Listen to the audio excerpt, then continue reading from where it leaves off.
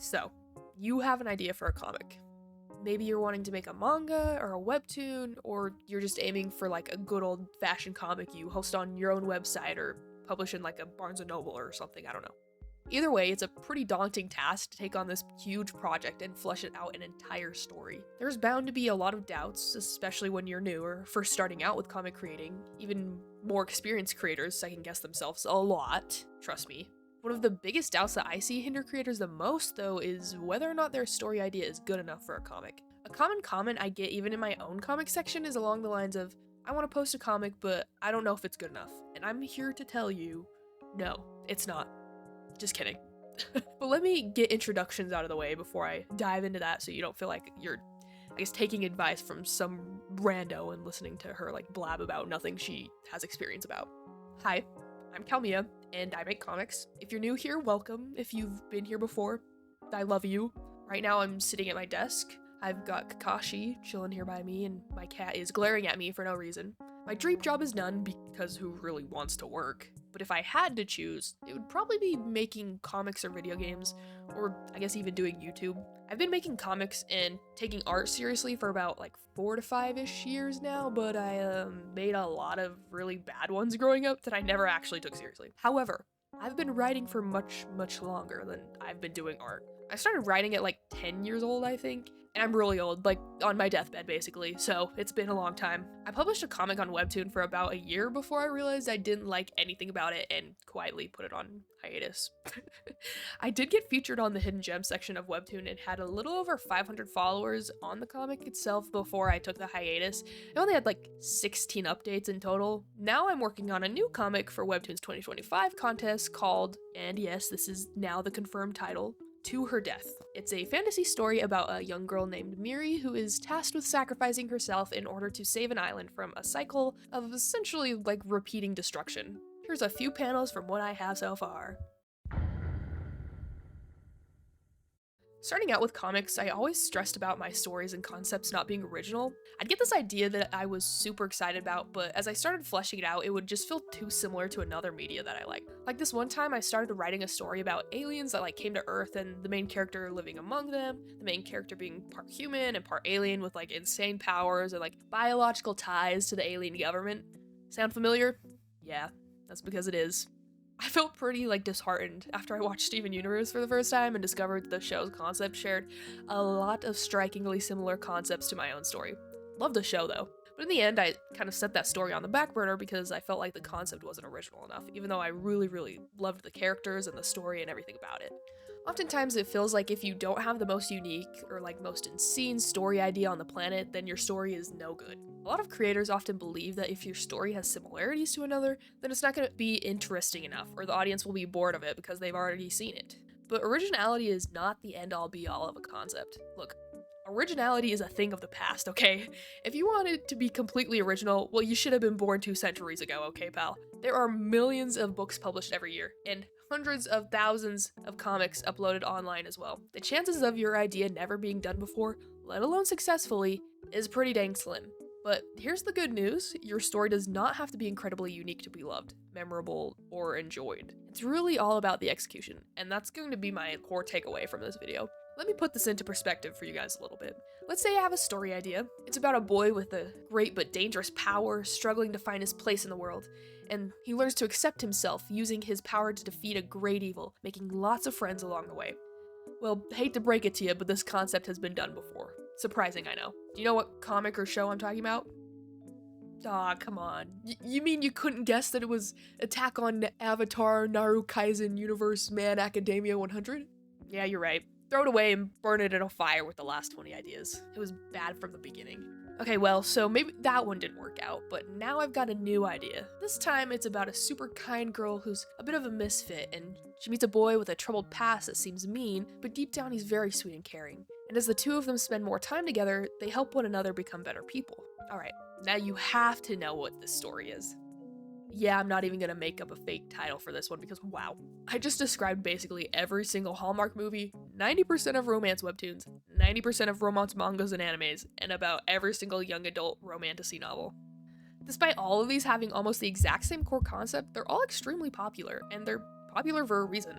Most of them, emphasis on most, are written in an engaging way to make the audience remember the story. Don't let originality drag you down or stop you from pursuing a story concept that you like and are interested in. The core difference between all these stories with similar concepts is that their writers, artists, and directors were able to execute the concept successfully with their own little unique touches. No one can ever tell a story the exact same way as you. Remember that. Maybe originality isn't the part you're worried about, and that's totally understandable. Both inexperienced and experienced writers alike can have doubts about their overall concept being good. This is a bit of a harder topic to cover because there's a lot of different factors that go into whether your actual concept will work or not. I don't think there's such thing as a bad concept per se, just bad execution. Okay, there are bad concepts, but any concept can become good if you know what you're doing. There's literally movies about serial killer gingerbread man and a movie about a cursed pool that kills people, okay? Trust me, whatever your idea is, it can't possibly be that bad. I generally know if my concept will work or not by considering like a few factors. The biggest one, and I'd say arguably the most important one to consider, is whether or not your concept is something you would like to read. Think about if you found this concept in the wild, just scrolling through Webtoon or random mangas or wherever you find your comics to read. Would you click on it? If you made a comic idea about a man waking up in a hospital during the zombie apocalypse, but you're not really interested in that, then why would anyone else be interested, you know what I mean? Not only that, but your lack of interest will show through in your execution. Personally, I think that's why so many shows fall off when they get to the later seasons. Having a general interest in your topic also helps you from burning out on your project so quickly. Because if you're genuinely excited and engaged with what you're creating, the process will be much more enjoyable, even the parts that are more tedious.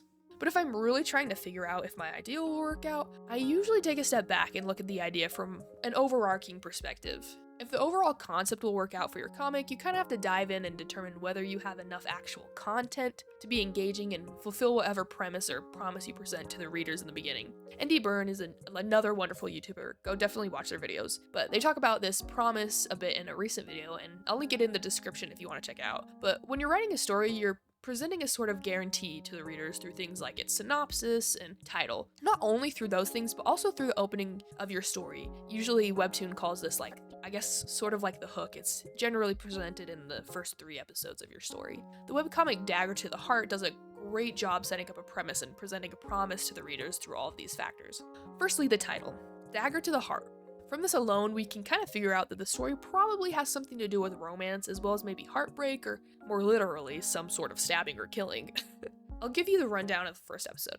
We see the main character, who's an assassin, sneak into the princess's castle, and then get a flashback of him taking a deal to take out the princess of the kingdom, who is notoriously difficult to kill, and for a large sum of money from someone mysterious. We get back to the present and watch the main characters locate the princess, then sneak into her quarters. He takes out her room guards swiftly, showing that he's pretty skilled at what he does, and then makes it into her room. Just as he's heading to take her out, he hesitates before realizing the princess is not in bed anymore. She then smashes a vase over his head from behind, and the two of them tussle. The princess fights back with a piece of vase, overpowering the main character, who, once again, is a skilled assassin. Then she wins and threatens to take him out instead. The setup works great, and we get the promise and premise presented clearly right in the first episode. We can gauge that the setup is that this assassin is tasked with killing the princess, but the promise is that it'll most likely be harder than anticipated through his own self-doubts, romance, and other third-party interferences and stuff. So now you can take this and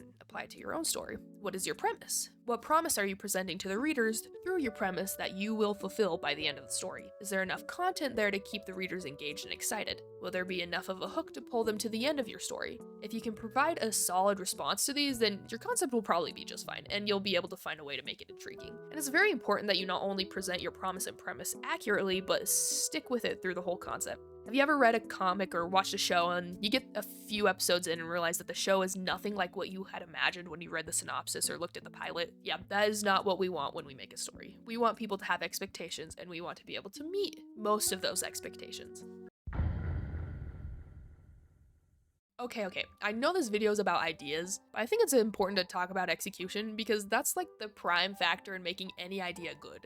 I could make a much longer on this topic itself, but the execution long surpasses the importance of a good idea. I've kind of been touching on this throughout the entire video, but if you can execute your comic well, it doesn't really matter how good your original concept or idea is. This is something I've worried about with my story as well. I really like to try and generate a somewhat original idea for my comic, at least something that isn't seen super often. But usually it is composed of bits and pieces of other very popular tropes and concepts. And that's how a good majority of stories and comics are. For my last attempt at a comic, which I called I'll Find You, it was about a boy and a girl who traveled through portals in search of the boy's lost brother, a renowned scientist who was considered dead after being missing for years. And eventually, the two of them grow close and develop a relationship through their adventure. I mean, the idea isn't the most original thing on the planet, but it was definitely unique in some aspects. But there were a lot of tropes contained within the story that, kind of felt a little cliche. And that's not necessarily a bad thing, though. Cliche and tropes are popular and common for a reason, right? They're known to work and be effective if you use them right.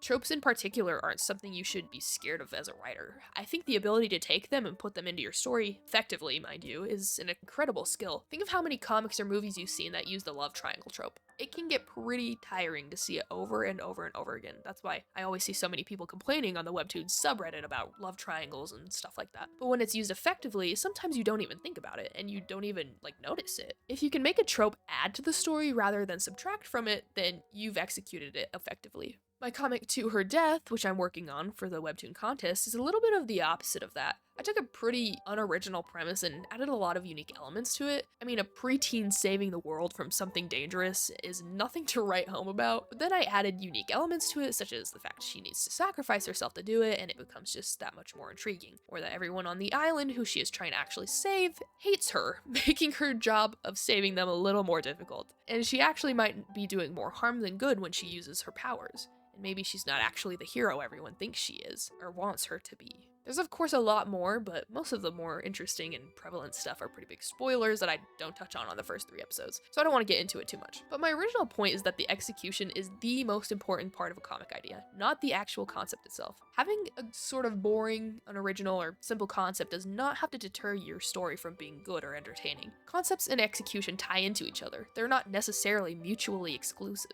If you have a comic idea, a story, a manga idea, whatever, my biggest advice to you is to just go for it. Don't stress about whether people will like your idea or if it's original or the next Game of Thrones or whatever. The general population is really not picky, even though they like to pretend. They're really not. Obviously, people can tell a good story from a bad one, but most people don't care if your story idea is original or not. That's why Webtoon has so many reincarnation stories, or why harems are so huge in anime, and why romantasy is so prevalent in fictional literature right now. If it works, it works. Your idea might not be for everyone, but there's an audience out there for everything. You just have to find it. Hi everyone! This is Postscript Kalmia here. I just wanted to say thank you all so much for the support. We have well passed 100 subscribers and are on our way to 200, which is just mind-boggling to me considering this is only my 3rd video. I was planning on posting this video 2 weeks ago, oops, but I was sick for a whole week and I could barely talk, so I couldn't put you all through the torture of hearing me speak. Then I had so much homework and so much going on in my life the next week that I literally had no time to do any of this. But my goal is to get 1 video out every 3-ish weeks, but hopefully I can do even more when summertime rolls around and I have less classes, because that's really my biggest, roadblock in terms of making YouTube videos. But I also wanted to mention that Webtoon's contest opens in 2 days. That's crazy. What do you mean? I swear I had a month longer at least. I do want to say that I will not be posting right when the contest starts. I'll most likely be posting towards the middle of end of April just because I've only got my 1st episode done, 2nd episode sketched, 3rd episode isn't even fully scripted yet, so we're rolling here. If you're entering the contest, then let me know in the comments and tell me the name of your story. I want to read and support as many other creators and entries as I can, and I think it's so fun to be able to see the directions people take for this contest with their own comics. It's really exciting. Thank you again for all the support. I'll see you guys later.